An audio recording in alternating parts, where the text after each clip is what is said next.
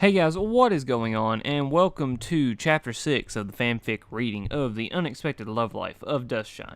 It's been a while, and I'm sorry to keep y'all waiting, so without further ado, let's just go ahead and jump right into it. Alright, and this is Chapter 6, Dat Plot and Subplot, Part 2. Gilda the Griffin soared to the town of Ponyville. She was there to meet up with Rainbow Dash, the only real friend she ever had. Hopefully, the rainbow-maned Pegasus was just as cool as the Griffin remembered her.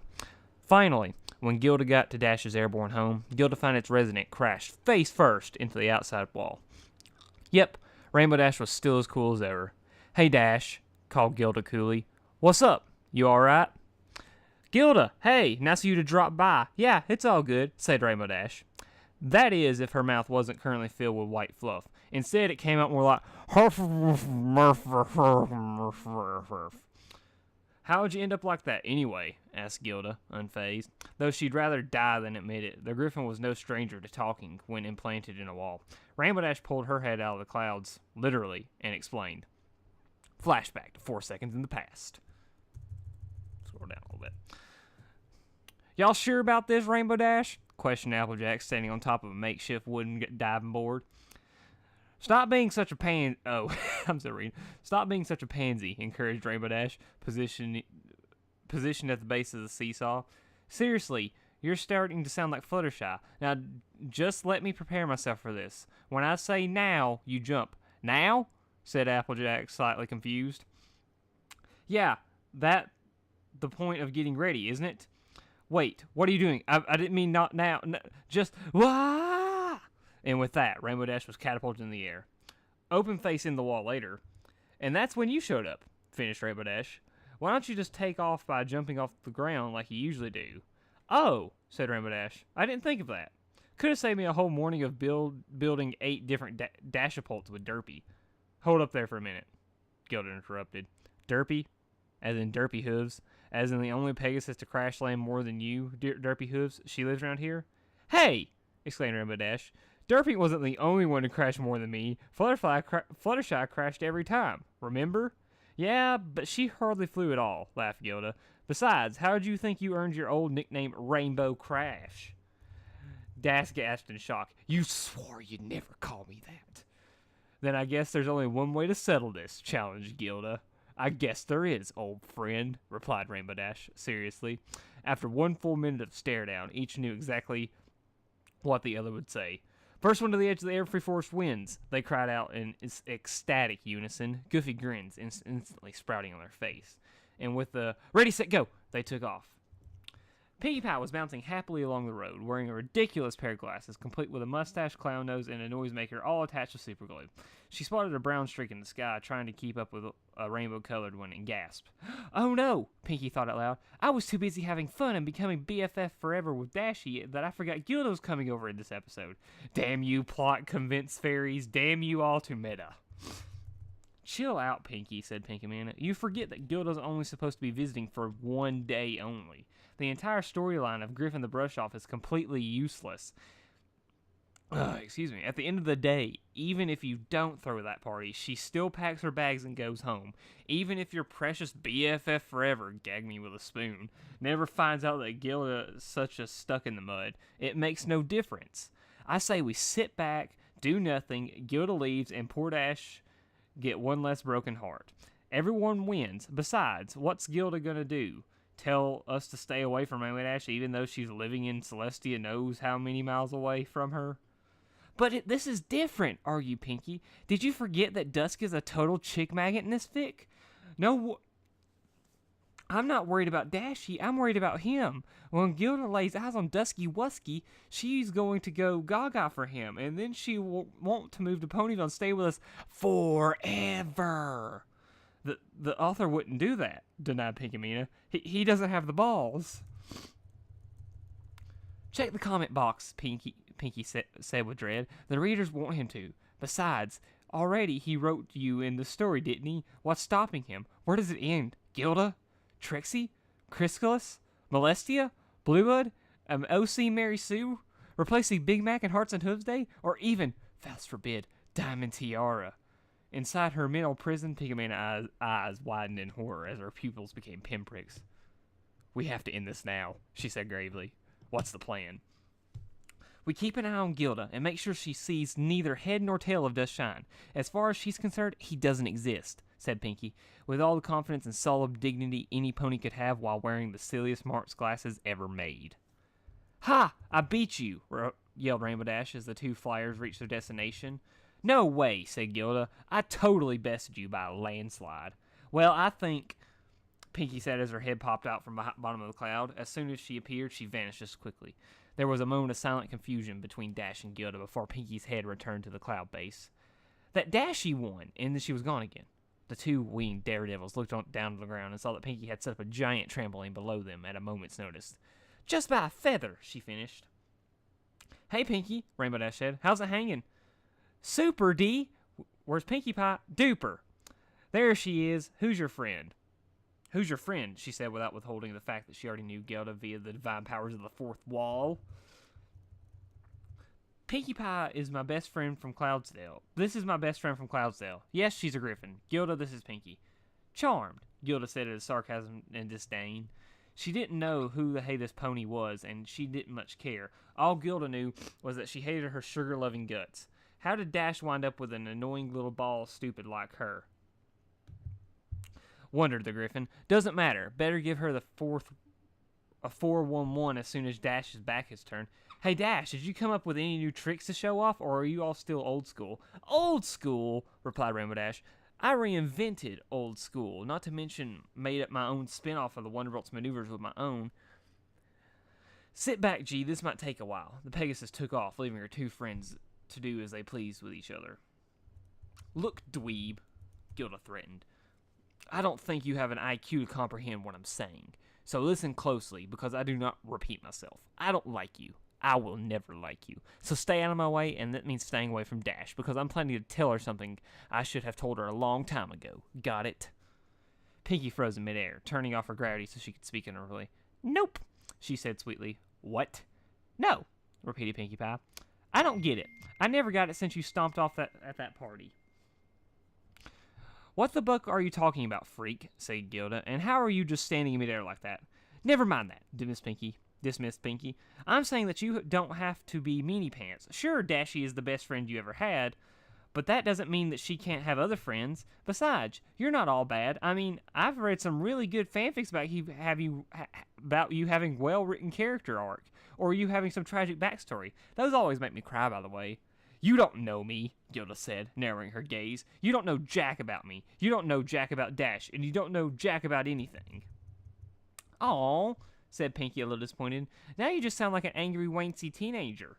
That's the job of the badly written comic book characters in the 90s, remember? Buck off, screamed Gilda, slashing Pinky across the face. Ouchie, said Pinky. That hurts, Gilda. Good, snarled Gilda. Let that be a lesson.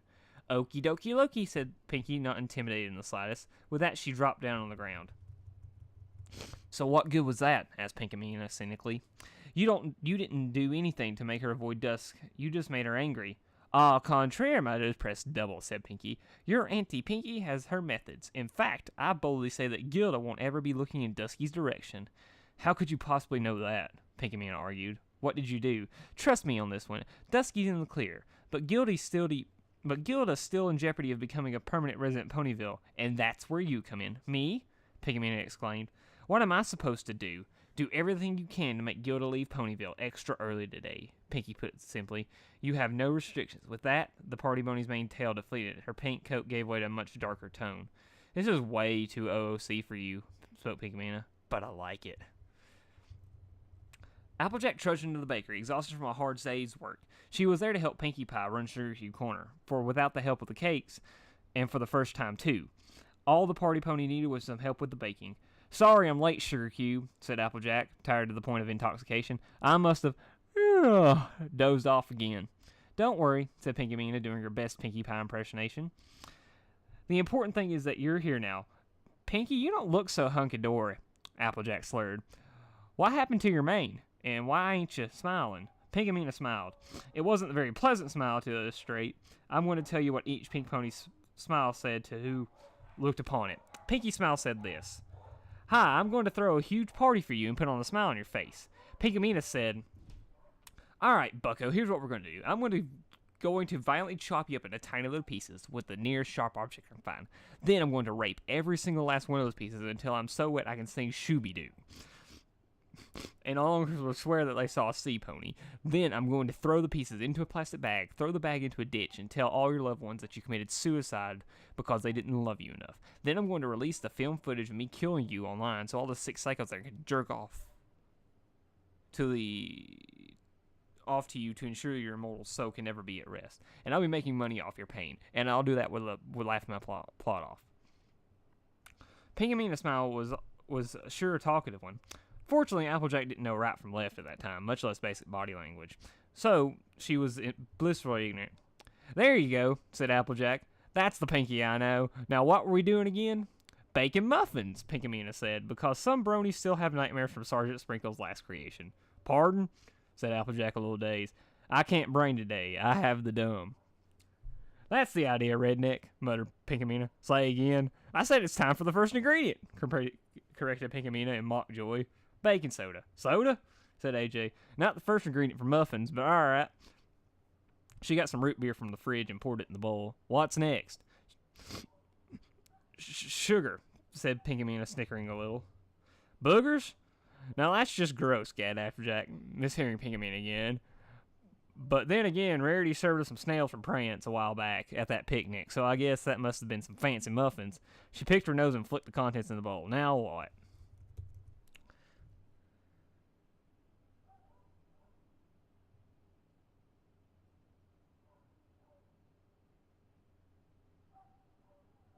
Sorry, I was reading something. Alright. So that's soda, boogers, some fish, raw eggs, some raw sewage for good measure, some Winona's dog treats, breast milk, orange juice, some liver fish for protein, chestnuts, Smike's toe jam, the number 4, how'd that get in there? Cheddar cheese, 8 plastic sporks, a couple of nitroglycerin, what in the world's that mean again? 9 meters of rope, Granny Smith's glass eye, she's gonna need that back by the way.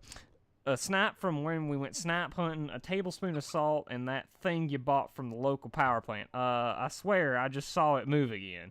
Listed Applejack. "How many muffins we're going to make exactly?" "1," said Pinkamena with a completely straight face. "We're going to make 1 giant muffin. In that case, we don't need more ingredients?" AJ asked.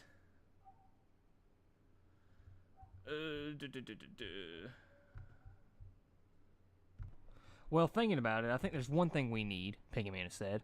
"What's that?" "The bowl." "Excuse me?" "The bowl. We put all the ingredients in. It's going to be a part of the muffin." "I don't think we should—" "Applejack, listen to me," Pinkamena said. "To spiritually become one with the dish, the Tupperware must become one with it physically. Baking isn't a job, it's more of an art. It isn't just an art form either. Baking can even be a way of life. But only the truly worthy can see that the cooking can be part of the enlightenment. Make the bowl an ingredient, Applejack, and you will see the path. Have faith, and the light will guide you." Inside their mind, Pinky wiped a tear from her eye. "Oh God, I can't say that. Pink is so light. That was so beautiful," she sobbed. "What?" I ain't gonna do the crying. "Too bad it was completely horse apples, huh?" thought Pinkamena, rolling her eyes. "All right, Sugar Cube," said Applejack. "I'll include the bowl. Wait a minute," she thought as aloud as she froze. "How are we going to serve 1 muffin to all your customers?" "Don't worry," Pinkamena said with a smirk. "This particular muffin is just for a special someone." "Who'd you have in mind?" asked Applejack. "Applejack, I think it's time you all met Gilda."